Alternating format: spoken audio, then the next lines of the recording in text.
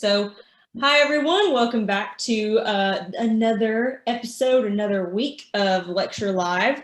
So we wrapped up our Women in Art lecture series, which was a two-part series a couple weeks ago.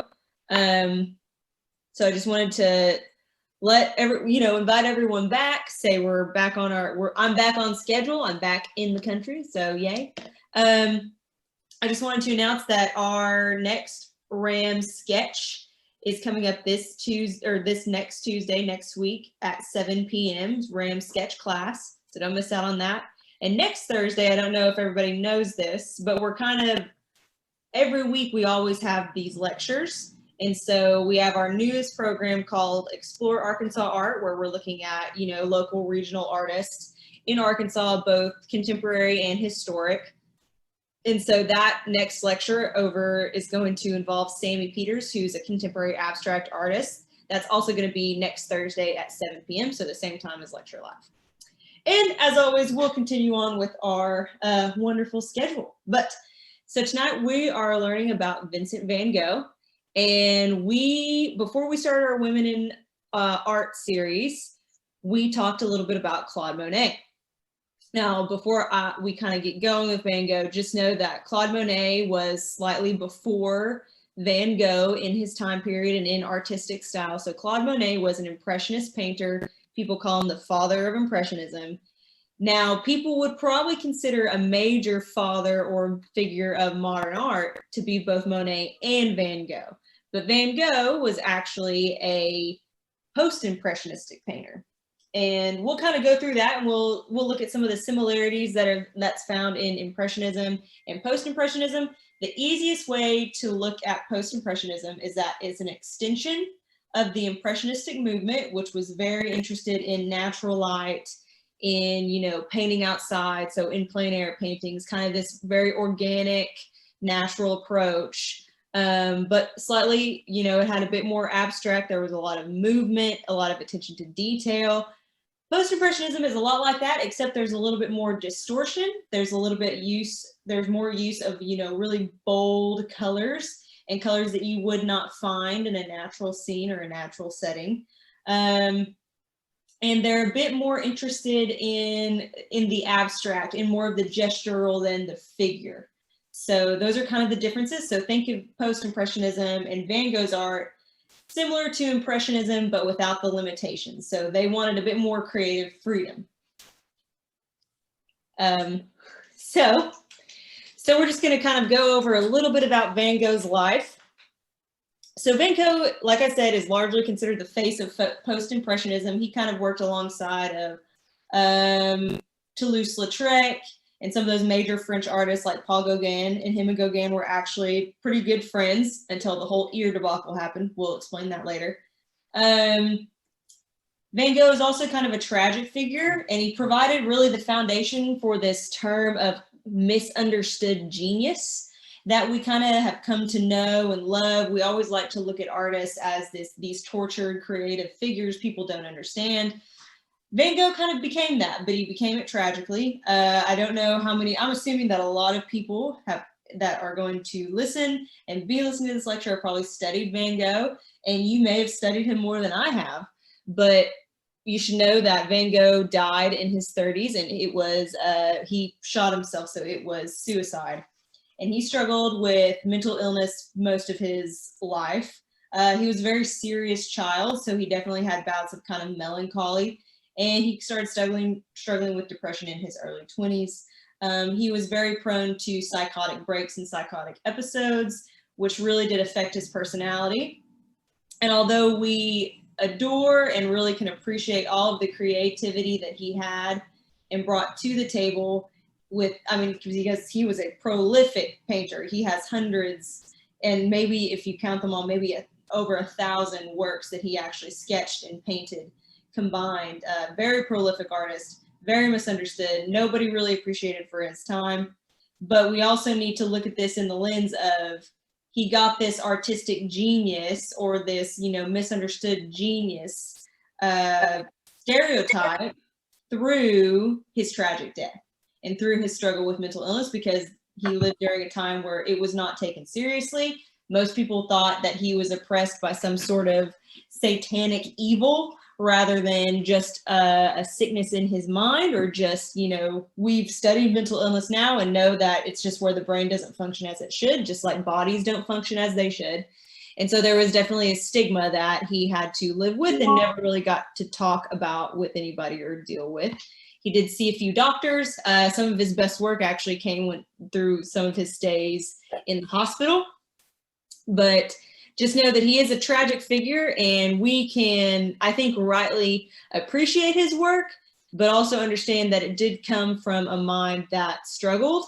And I think I've heard it best in one of my history classes that we should appreciate the art and we should value it, but we shouldn't value them over the people that create them. And so we would have much rather him had a long, happy, healthy life versus giving us all of this work. But that is what history wrote, and so that's what we're going to study. Now, when you think of Van Gogh, people a lot of times think of, you know, bold colors, thick brush strokes, and that impressionistic style that you can see what the picture is, but it's an impression of it. It's just, it's not actually realistically or naturally depicted. Van Gogh kind of builds off what Monet was doing when he did these impression series, and kind of takes it to the next level. It gives it a bit more flair, gives it a bit more abstraction, that we still know what's going on in the scene, but we're really drawn to the painter himself. We're really drawn to his particular style and his use of color. So we'll kind of look at his early work first, and we'll just go through his life pretty much. Now, his early work is actually not what he's remembered by. So he spent his teenage years and early 20s interested in art and painting, but it was actually when he moved to Paris and lived in France that he really got his career going. And so his early work is usually dark. He's not really focusing on a lot of different subject matters. You know, he focused on some figures and he focused on still lives a lot in his early work. But he really moves on to incorporating landscapes and genre scenes later on once he kind of finds his stride. And so these two paintings in particular categorize his early work. In his early 20s, he was very religious as well. And he was quite a successful businessman until there were problems at his work. Now, most scholars attribute some of his, you know, personality quirks even early on in his life to, you know, kind of this beginning struggles with mental illness. From what we know, he was pretty difficult to get along with, especially when he would have, when he would be prone to certain breakdowns or prone to certain really extreme personalities or extreme mood swings is probably the best way to describe it, especially early on. And you should know that he did struggle with a couple of STDs early on in his artistic life and artistic career. And so he was kind of in and out of the hospital. And so that kind of contributed to some of his deteriorating mental state as well. And he wasn't getting the help that he needed. So, but his early work is really characterized not necessarily through the thick brushstrokes that you know and kind of the impasto paint, when its paint is just smeared on the canvas and you can see it. We're going to see some real detailed paintings where you can actually see just the layers and layers of his work. I didn't incorporate his iris paintings in this section. There are just tons of series that he did, especially with florals. We're going to look at his sunflowers, but even his iris paintings they just have layers and layers of paint caked on. And although we adore. So let's look at these two pictures of his early work. Now he is interested in people and depicting what's around him, and he carries that throughout the rest of his life. But his work was oftentimes rejected for early exhibitions because he did have some artistic connections, but it was rejected because it was very dark. You know, at the time, a lot of later Impressionists and even Post-Impressionists were already experimenting with bright blues, really bright reds, really saturated yellows and oranges. And what we saw from later Claude Monet, when we saw those just a lot of abstracted colors put together, that's what the Post-Impressionists were really starting to experiment with. And so Van Gogh was a little slow to that kind of maturing group. And so his early work is really characterized by kind of really dark earth tones. But he does find his stride in Paris and onto the rest of France. So he lived in Paris for a little while and then moved to a small town. I'm going to butcher this pronunciation, but we'll call it Arles. And this was located in the French countryside because he kind of started to get sick in Paris. But he started to find out who he was. And so really at this time, there's a little bit of combination of his early work where he's experimenting. His early work, and you can see it in earth tones and darker tones, but he's also attempting to experiment, especially in this little landscape genre scene right here. You can see he's got some scattered flowers and florals, and he's got a few points of red in there that he's starting to include and incorporate. Now, he was a big painter of his friends. Now, in the circle of France, I don't know how much everybody has studied in kind of this, this area of modern art, but Toulouse-Lautrec was a big deal, and we kind of know him a lot through his lithographs, kind of those big posters of dancing women and kind of these extravagant party scenes. He also painted a lot of brothel scenes, a lot of prostitutes. I don't know if that rings anybody's bell, but Toulouse-Lautrec was really involved in kind of the cafe nightlife scene, especially in the historic area in Paris, which is Montmartre. That's where Lautrec and then Van Gogh and then Paul Gauguin and all these early modern artists really started to link up and kind of feed off one another. And so when he got to Paris, there were already artists working in this post-impressionistic style that was really focused on movement, really vivacious and really bright colors. And he wanted to incorporate that. And he kind of began with portraits of his friends. So on the left is actually Lautrec, Toulouse-Lautrec here. And this is just a sketch of him, but it is showing that he's very interested in gestural figures as well, even though we probably know him more for his, florals and landscapes. But he really was very diverse in his subject matter and interests. And so we can see how he's starting to brighten up on some of his works and some of his paintings. And even though we don't see the thick impasto layers of paint yet, that is to come. We can see some of the thickness over here, especially in the right-hand corner in the sky. You can see the brush strokes easily. He's experimenting with some brighter yellows and some pastel pinks here. And moving on to this other painting that he's got, he's really starting to incorporate some deep blues and a bright sky and a lot of greens. So he's really just turn this light off, and close the door. Thank you. He's really starting to get involved with more saturated colors at this point, and he's really starting to find his groove. Now, of course, if anybody wants the names to any of these paintings, I would be happy to give them. We show a lot of paintings on here, so it's easier for me to just show them to you and then us keep going. Now, so he eventually left Paris for a countryside in France, mainly because he was drinking heavily, which did not help his mental state. And he was very involved with nightlife. And we know that can be fun, but it can also not be good for you. So he kind of thought, along with a lot of artists at the time, wanted to escape to the French countryside, get some new exposure to new subject matter, and really start to build off there. Now, it was always Van Gogh's dream to kind of develop an art community, but somewhere else in the countryside, whether it be France or somewhere else. That was always his dream, so he does work with Gauguin later on. But right now in the countryside, he's focusing a little bit more on his health, and he wants some newfound inspiration for his work. And so he found it. And it kept him content for a little while, for a few months, before kind of that old struggle came back. But he did pretty well. And this is really where he starts to develop not only his colors, but also this thick layers of paint that he uses. Now, when he was living here, this was before Gauguin. So before he kind of hooked up and started working alongside other artists in the countryside. Now this is one of his more famous works, and this is a still life painting of his room.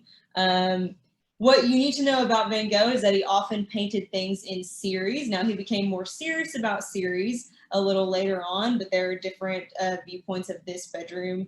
Definitely irises, sunflowers, all of these things, certain areas of the countryside, certain workers. But this was always one of my favorites in school. I think I like the simplicity about it. Van Gogh was definitely inspired by kind of the mundane daily life that he saw. And what you need to know is that this kind of style and this kind of content, it was not appreciated by people at the time. None of Van Gogh's work was ever appreciated when he was alive. He was very poor. I think his diet, I think I read something where his diet consisted mostly of coffee, whiskey, and bread. And he spent all of his money that he did make on art supplies. So he was a very dedicated artist. He definitely loved what he did. He was definitely not prosperous in his time, which is where, like I said, we get the stereotype of kind of this starving artist or this misunderstood genius. But these kind of plain genre scenes that weren't very realistic, they didn't quite grab the people at the time. We kind of look at them today and say, oh, how can people hate it? But it was very underappreciated while Van Gogh was alive. Now, while he was with Gauguin, or while he was waiting for Gauguin to come and visit him from Paris, he started painting his sunflower series. Now, what's fascinating is that anybody who really studies kind of mental illness and how to cope with it, and even Delaney can probably shed some light on how the art does help is a type of coping skill and how it can actually be beneficial for your mental state and your body. But there is a repetition and a process of making art and looking at art that really is good for people that are needing stability, people that are struggling with certain issues, and it was good for Van Gogh. And so I think it would always be very interesting, and I think it is interesting when psychologists and psychiatrists, write about these kind of tragic, famous figures throughout history and how they dealt and coped with these struggles in a time where there really wasn't much help for it. And one of the ways that I think is that Van Gogh painted series. Now, not only did they keep him busy, but he also, much like Monet, would approach a same certain set of flowers or the same vase in different light with different colors. He would incorporate colors that wouldn't be there and colors that are actually there. Like I said, he wasn't going for this natural look or what the eye saw like Monet was going for. He wanted to incorporate, maybe colors you really wouldn't expect, especially when you look at these sunflowers on the right. There are a couple of blues, some greens, and even a red, a deep red that you wouldn't necessarily expect to find in a sunflower. But his whole goal was not to depict anything naturally or realistically. He wanted to kind of push the bounds of creativity and show the world what could be. And so sunflowers, much like his Iris series, he was very fascinated with them. These are a couple of his studies. And so we can see that he worked in a process as well. And so this one is more of a sketch. This one is more of a detailed paint. You can see some of the strokes, you can see some of the seeds that he's incorporating. But still not as fully evolved or fully completed as his work. But this is how a lot of artists work and how they kind of got down, oh, I can add this here and I can put this here and this works and this doesn't work. Van Gogh was just like artists today. He sketched and put color to paper to figure out what worked and what didn't. Now I wanted to show some more colorful aspects. When we look at sunflowers, we got a lot of rich golds and oranges and yellows. He also focused on other types of florals, but he was very, very interested in depicting kind of the full scale of colors, depending on how he saw it. And so I've always been pretty partial to these sunflowers just because the sunflowers aren't the main, aren't taking the central stage. It's these other florals that you're really noticing in the whites mixed with the reds making pink.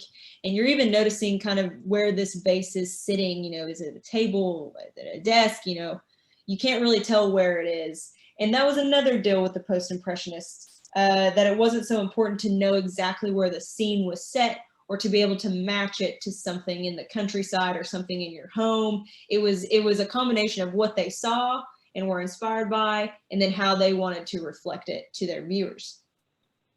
Now I wanted to incorporate some really saturated sunflowers as well. Van Gogh, as we know, is the painter of Starry Night, and so we know that he really loves the use of blue, and he loves all of the ranges that these colors have to offer and kind of what they give us. And you know, I think he was also a bit taken with sunflowers because they were cheery and they were, in a sense, very light, very happy, and they kind of reminded him of happier things, you know, especially because he was so focused on other issues in his life. So there's definitely a lot of emotion, I think, in his Sunflower series that I've always really liked, and a lot of cheeriness that you don't always find in some of his other work. And so here's just another Sunflower series, and this is actually going along the first two that I showed you. Like I said, he wants to do repetition, some more natural, some a little less natural. He's really just experimenting at this point.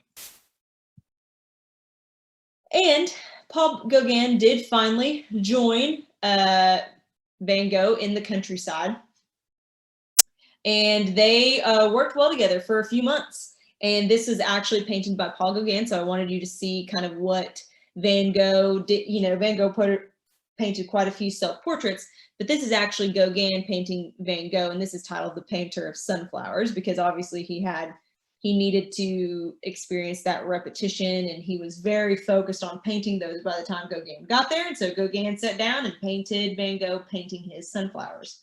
So it's pretty interesting, and you need to just remember that these artists at the time, just like Renaissance artists before them, and just like a lot of ancient artists that we've studied, they are building on what other artists are doing. It was different throughout history. There wasn't necessarily these incredibly strict copyright laws where you kind of owned this one idea and you could potentially take another artist to court. It was a little bit of free-for-all, and that actually led to a lot of flourishing in the arts at the time, and kind of the sharing of ideas. And so I just wanted you to know that that's kind of how all of these artists began to work, and how they shared their ideas, and how they kind of pushed the boundaries of what Impressionism had done and how to continue this modern movement. Now, these are respectively Van Gogh and Gauguin's chairs. So Van Gogh's chair is over here on the left, and Gauguin would always sit over in this chair on the right. Like I said, he's very, and you can actually see some sunflowers here in the back left. And that's actually dignifying that he is the painter of sunflowers. And there are definitely things to mark each artist and their character. You know, Gauguin was an avid reader. He was an explorer. He liked to travel and do all these things and go to other places. So he's definitely putting like certain markers to tell you a little bit about the sitter in these chairs. And so he painted these to not only signify their friendship, but also just their professional working relationship. And like I said, Van Gogh is very inspired by daily life. Now, this is called The Night Cafe, and this is one of the more famous works that Van Gogh has done, and a lot of his work is really well known. But like I said, this is actually an example of the type of painting that people did not like. So he would go in and paint these scenes and sketch these scenes, and people would make fun of him and all of these things. But he's giving us some insight into, you know, what's happening in his life and in these cities and these towns, and what's going on. And it really gives us kind of an idea of what the period was like, and that it really wasn't much different from ours, and really it hasn't been that long ago from us, give or take 100 years, right? So he's kind of giving us a scene. You know, this was France about 100 years ago, and what everybody was doing. And like I said, very underappreciated. People did not understand what he was trying to do. He wasn't doing exactly what the Impressionists were doing, but he was doing something a little different from the Post-Impressionists, that he was doing more mundane, still life genre scenes that just were not just well received at the time.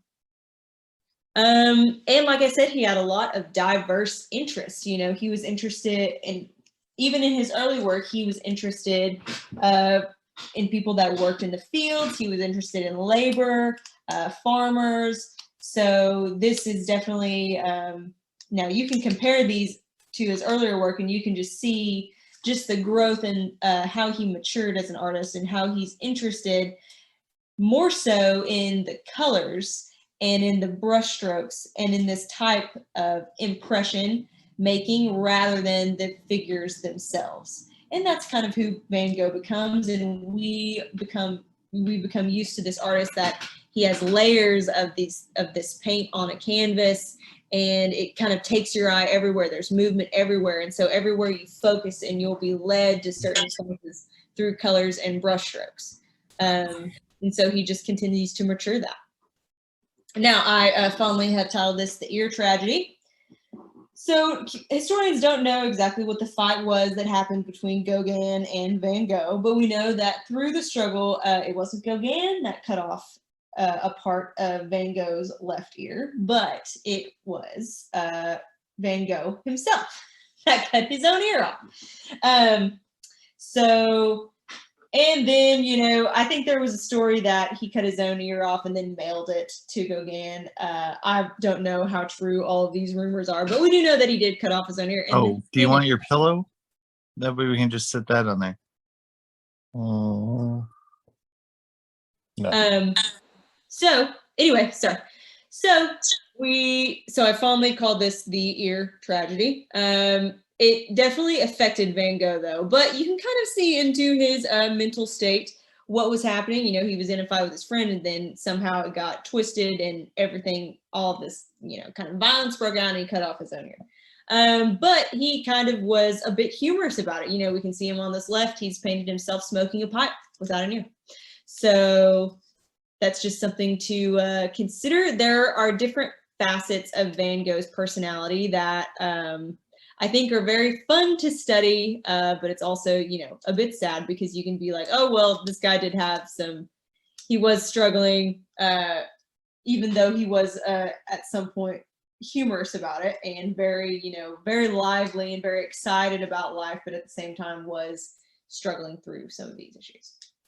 Now, he did have a couple of extended stays in hospitals because, like I said, he was prone to psychotic episodes, but it actually led to some of the more endearing works in his life.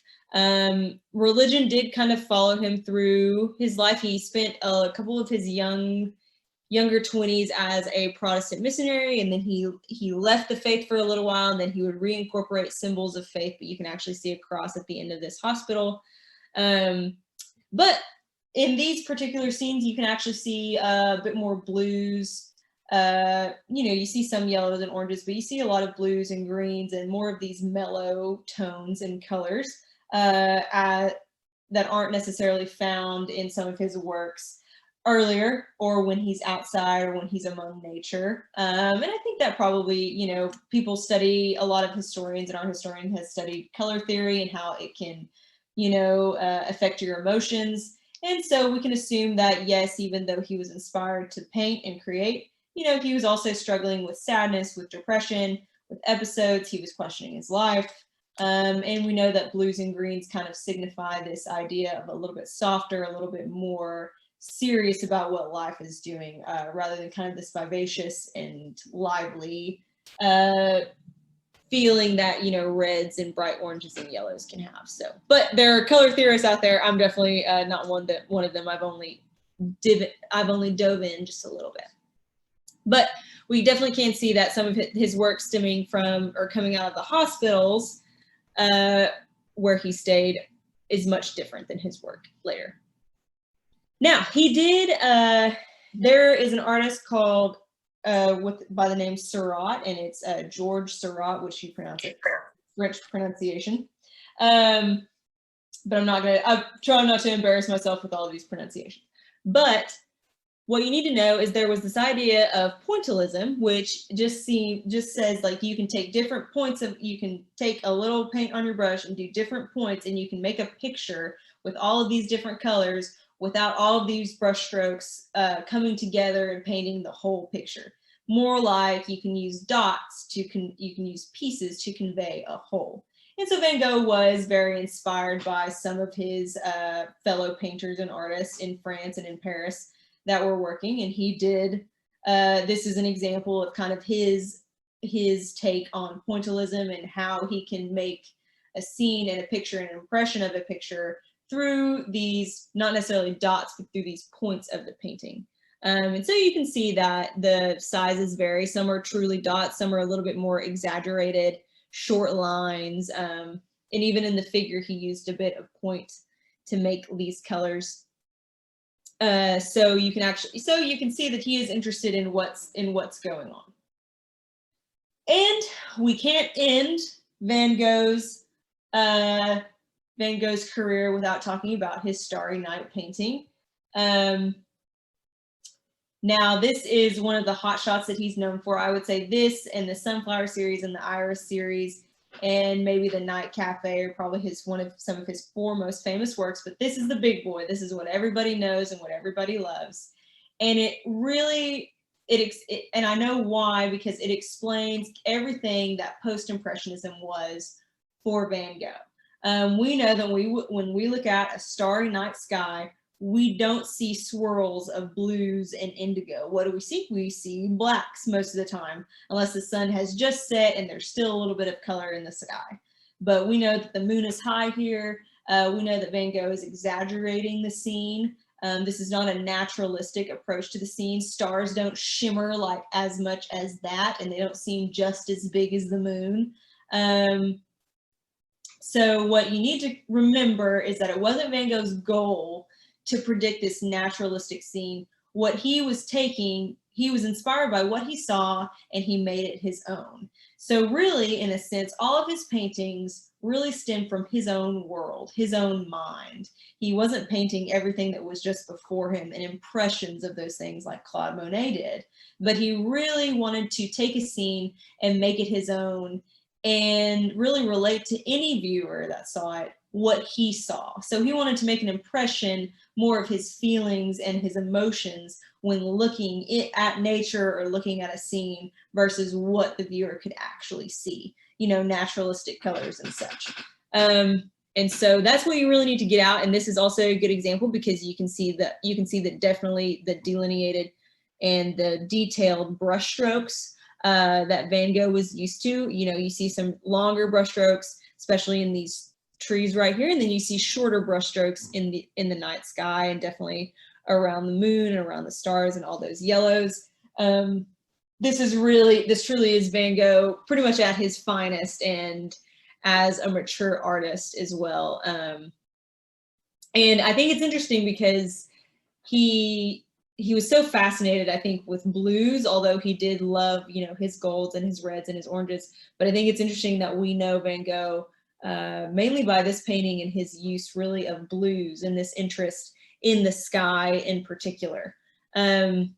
So that's kind of a quick overview of Van Gogh's life. Unfortunately, you know, like I said, he died in his, I want to say his mid-30s. And so I can only imagine that if he had kept on living, how many more paintings he would have made.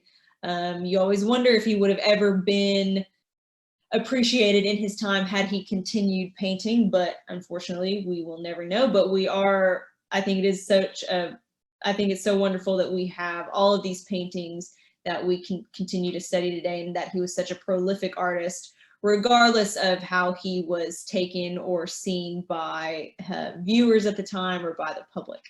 So he's really an interesting artist. I have not dedicated probably enough time. I don't think you could ever dedicate enough time to study him and to study all of his life. And I'm sure there are people that are going to listen to this lecture that know much more than me. But he's definitely an interesting artist, and I think he really is one of the founders of the modern art movement. Definitely a hotshot in Post-Impressionism, if not the father, really, or, you know, the biggie of Post-Impressionism.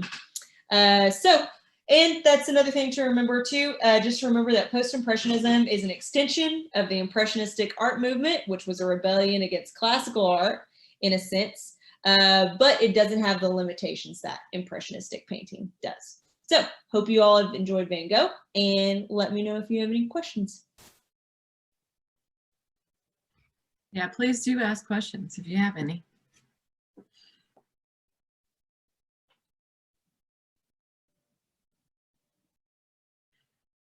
Okay, so I know that a lot of you haven't been able to get on. I don't know what happened. I know that there was like probably a different link that was sent to you, to everybody, but you can check out our Facebook. And then I shared it on my Facebook page, so everybody should be able to kind of go back and look at it. Yeah, so Van Gogh's, he's pretty interesting, and what I really like about it is that he deals with mental health, you know, and that's something that is a big part of what I really enjoy about art, is that people, you know, even if you just take a couple of minutes and look at any piece of art, it kind of calms you down. If you actually sit there and focus on it, it takes 2 minutes, and your serotonin levels are kind of even, and the cortisone levels, which are the anxiety and the stress and all the craziness that goes on, it plummets. So if you can just take a couple minutes out of the day to just look at a piece of art, and you know, art can be in nature. I mean, you can just look at a tree and kind of start breaking it down into shapes and forms and all that, and you know, you can really start kind of it goes into the meditative state for you. So it's beautiful, it's wonderful. And yeah, Van Gogh, he was cool. He, you know, they thought he was crazy, but maybe he actually wasn't crazy. Who knows? I mean, the ear thing, yeah, obviously. But okay, so next week, what we have going on. I know that Sam introduced us with that, but I'm going to do an outro. So what we have going on next week is we have CME. His name is, yeah, so next Thursday we have Sammy, and he's going to do Sammy Cantrell, and he is an artist, an abstract artist. So he will do the Arkansas, Explore Arkansas Art. And then we have a new class called Rand Sketch, and it's pretty fun. You can join anytime. It doesn't have to be just, oh, you have to be at the very beginning or you're not going to catch on. But yeah, it's every week it's something new, and you just have a sketchbook and you do your thing. So super easy. Come out and check the, you know, next Thursday, the Explore Arkansas Art, Sammy Cantrell, and then Sam will be the following week. What are you doing that following week? What are you doing? What are you doing? Byzantine versus Renaissance. Yes. So we're looking at the differences between the Byzantine period and the Renaissance period.